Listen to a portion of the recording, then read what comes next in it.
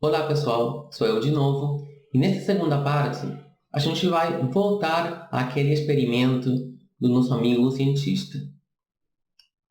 Lembra aquele experimento que ele fez no vídeo passado? Ele determinou o efeito de um suplemento vitamínico sobre a massa corporal. Ele pensava que o suplemento que ele criou ajudava as pessoas a ganhar massa corporal. Aí ele desenhou um experimento com 40 sujeitos saudáveis que tomaram o suplemento que ele criou uma vez por mês. Ele mediu a massa inicial e a massa final. Depois, ele submeteu essa diferença de massas a um teste de hipótese. Ele calculou os intervalos de confiança dessa diferença e ele viu que as pessoas ganham, em média, 1 quilo, mas que essa média vai desde quase 200 gramas até quase 2 quilos. Né? Então, eles têm uma taxa de variação no ganho de massa bem grande mesmo.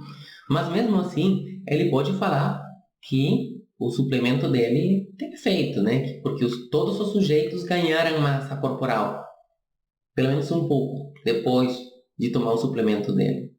Ele comprovou a hipótese por 2 métodos. Ele utilizou o intervalo de confiança e ele calculou o TST, student, e vendo aqui o valor de T, o valor dos graus de liberdade e o valor de P, dá para rejeitar a hipótese nula e falar que o suplemento dele realmente ajudou as pessoas a ganharem massa.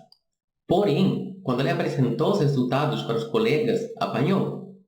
Os colegas fizeram 2 correções-chave.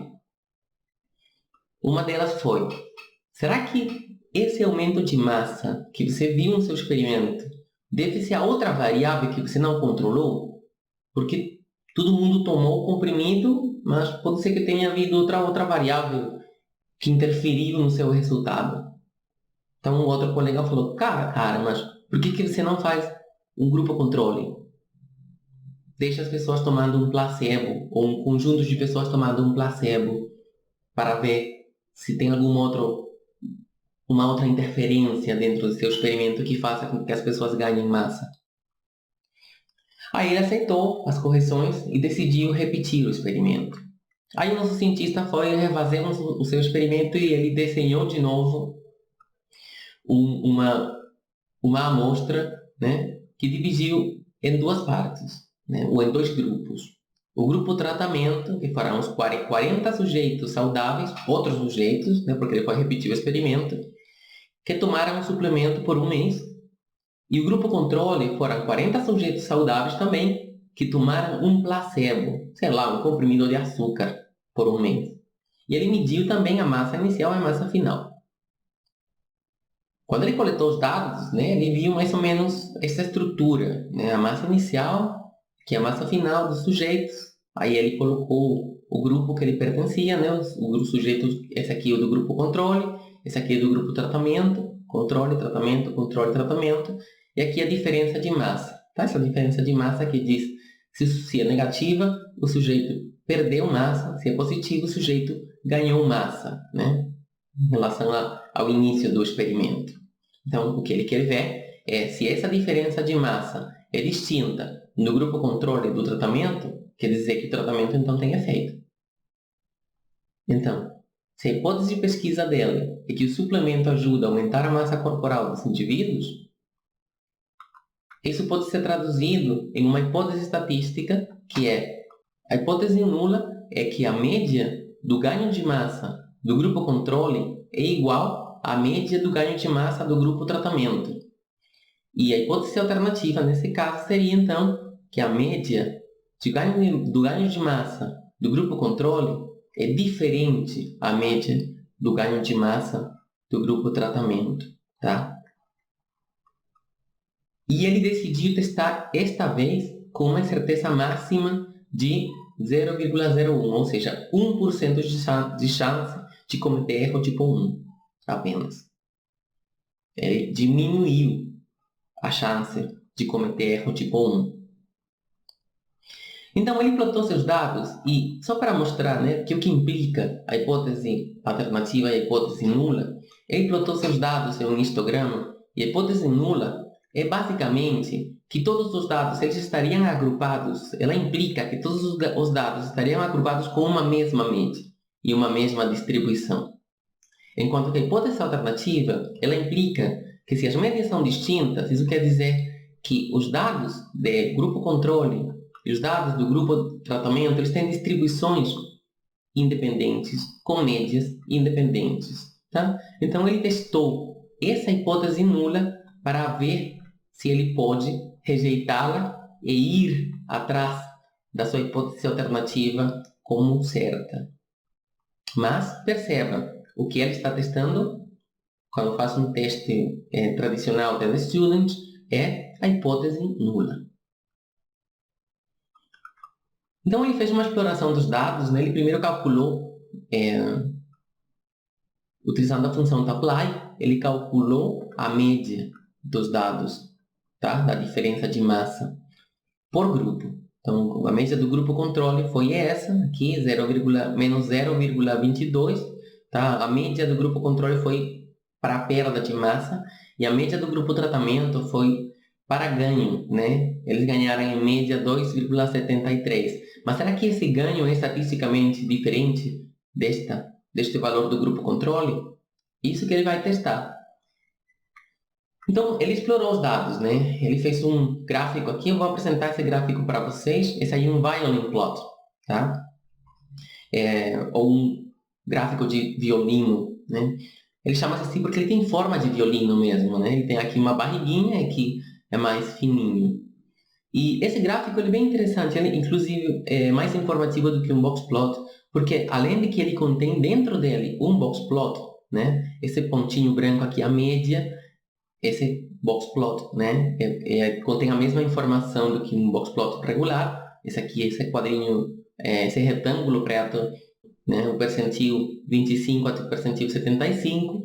E o mais gordinho quer dizer que nessas áreas gordinhas tem mais concentração de dados, enquanto que nas áreas mais finas tem menos concentração de dados. Tá? Então dá para ver que eles têm uma distribuição bem normal mesmo, tá? É bem gaussiana, né? Bem parecida a uma gaussiana mesmo. Tá? Então por isso que ele é mais informativo do que um box plot. Eu gosto bastante deles. Então ele foi testar sua hipótese utilizando intervalos de confiança, né? Ele utilizou a mesma função que a gente criou na prática passada, né? A função int_conf, com alfa de 0,01. Tá? Ele utilizou a função tapply para aplicar essa função indexando por grupos. E ele teve esse resultado, né? O grupo controle, esse aqui o intervalo de 0,5% de confiança, esse é o intervalo 99,5%. Tá vendo que o grupo controle ele tem valores bem tanto positivos quanto negativos no intervalo, mas o zero está incluso. E o grupo tratamento ele vai desde 2,23 até 3,24. Nesse experimento ele conseguiu pegar um aumento de massa corporal maior, né? Vai desde os 2 kg até os 3 kg e pouco. Então, esse experimento foi mais conclusivo para ele.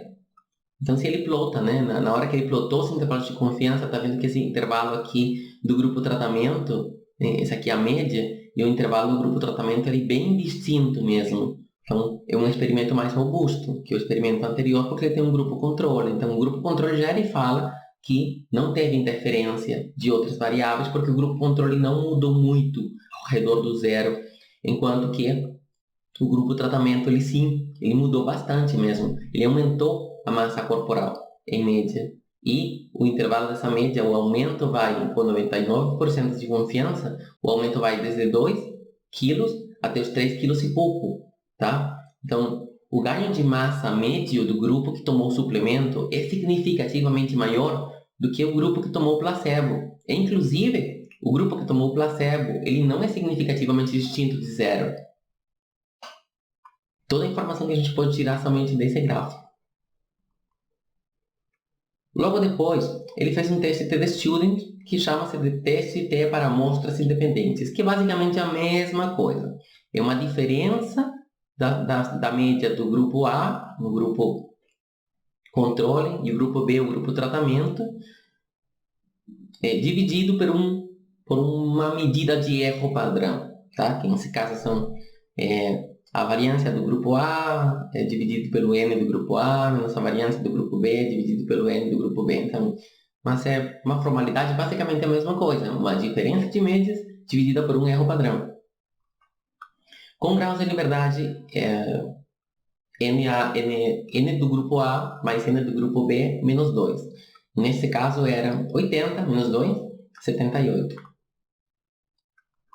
Então, basicamente, criar uma distribuição T-Student para 78 graus de liberdade que representa a hipótese nula e botar esse valor que ele calculou dentro deste gráfico, que neste caso está acotado em alfa 0,01, tá? Então, a zona de rejeição está aqui fora e a zona de não rejeição da hipótese nula está aqui dentro, tá? Então, 99% da probabilidade da hipótese nula estar certa deveria estar dentro destes dois valores de t, tá? Então, a gente calculou esse teste utilizando essa função, tá? A função t-test em R. Aí ele devolveu o valor de t. Esse valor de t foi negativo, né? Menos 10,85, com 77,77 graus de liberdade.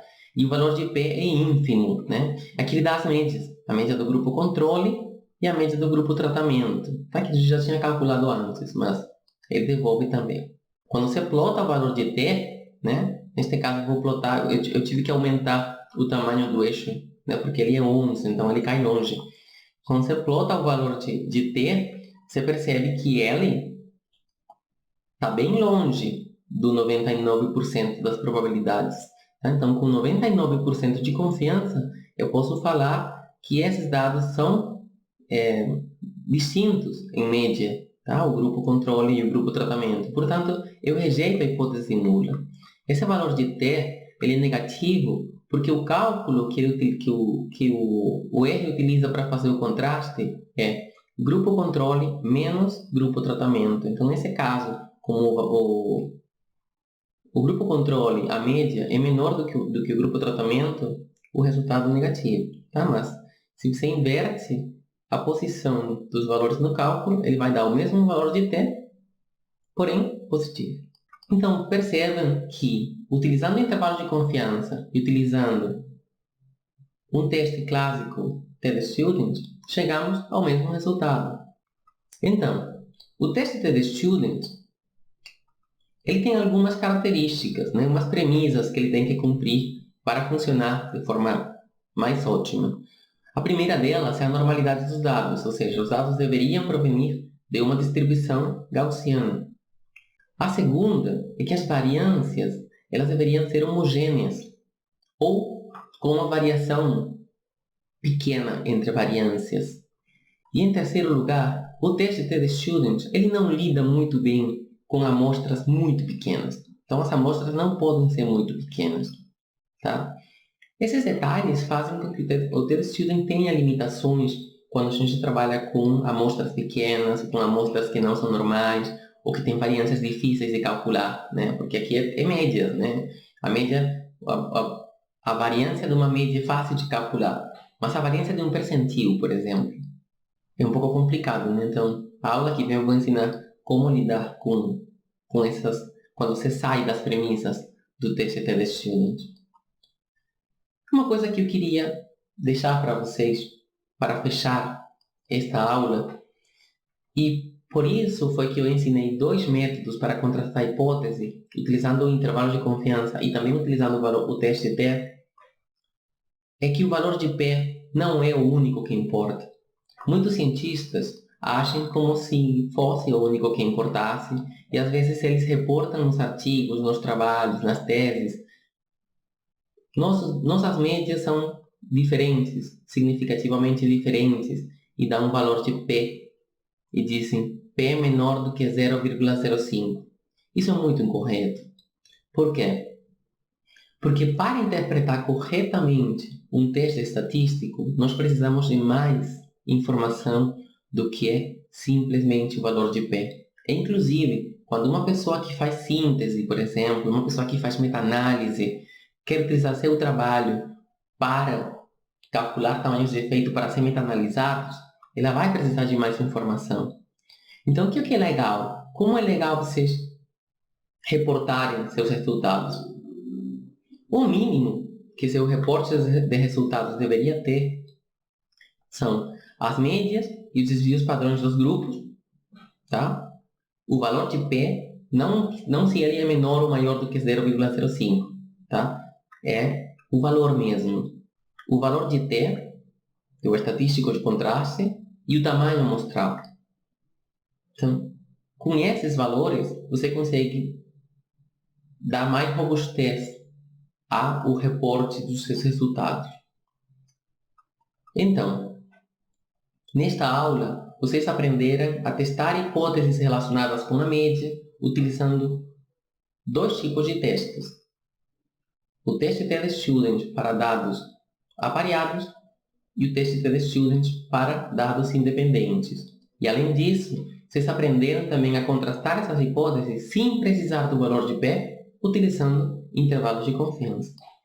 Qualquer dúvida, não hesitem em perguntar nos comentários do YouTube. Até a próxima!